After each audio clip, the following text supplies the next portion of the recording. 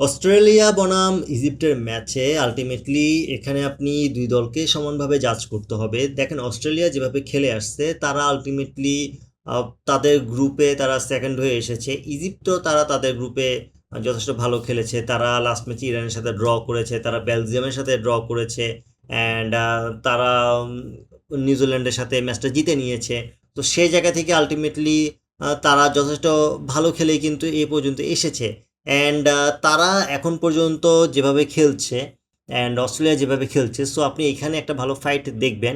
And Australia যে ধরনের football খেলে তারা যথেষ্ট প্রপার ফুটবল খেলার চেষ্টা করে। তারা গতবারের থেকে এবার একটু বেটার ফুটবল খেলছে। তারা কাউন্টার অ্যাটাকেও গোল দিতে চায়, তারা সেট পিসেও ভালো গোল দিতে পারে, এবং তাদের আলটিমেটলি মিডফিল্ডের কন্ট্রোলটাই মেন। তারা মিডফিল্ডের কন্ট্রোলটা নিতে চায়, বাট তাদের যেটা ফোকাস করতে হবে তাদের ডিফেন্সে ফোকাস করতে হবে। তারা যদি আলটিমেটলি ইজিপ্টের অ্যাটাকারদেরকে সামলাতে পারে, বিশেষ করে সালাহকে সামলাতে পারে, তখন তাদের জন্য কাজটা অনেক ইজি হয়ে যাবে। অ্যান্ড ইজিপ্ট যেটা করবে, তারা শুরু থেকে অ্যাটাক করবে, দু দলেই অ্যাটাক করে খেলবে। এখানে আপনি ডিফেন্সিভ ফুটবল থেকে অ্যাটাকিং ফুটবলটাই বেশি দেখবেন।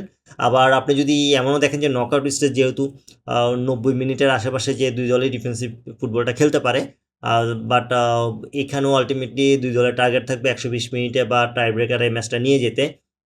সেই জায়গা থেকে ইজিপ্ট কিছুটা আম, শুরু থেকে অ্যাটাক করে খেলবে। তারা চাইবে হচ্ছে গোলটা আগে নিয়ে ফেলতে। গোল যদি পেয়ে যায় তাদের জন্য কাজটা অনেক ইজি হয়ে যাবে।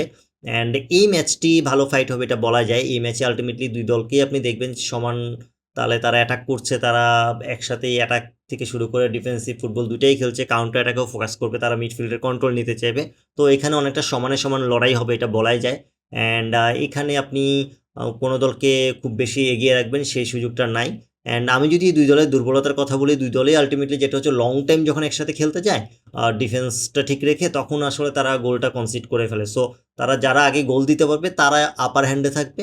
অ্যান্ড আমার কাছে যদি প্রেডিকশানে আসে, প্রেডিকশানে আমার কাছে মনে হয় এই ম্যাচটিতে আলটিমেটলি ইজিপ্ট শেষ পর্যন্ত জিতে যেতে পারে। তারা হয়তো বা 2-1 ম্যাচটি জিতে নিতে পারে। আপনার মতে এই ম্যাচের প্রেডিকশন কী হবে অবশ্যই কমেন্ট করে জানাবেন। ভিডিওটি ভালো লাগলে লাইক, কমেন্ট, শেয়ার এবং সাবস্ক্রাইব করে পাশে থাকবেন। আল্লাহ হাফেজ।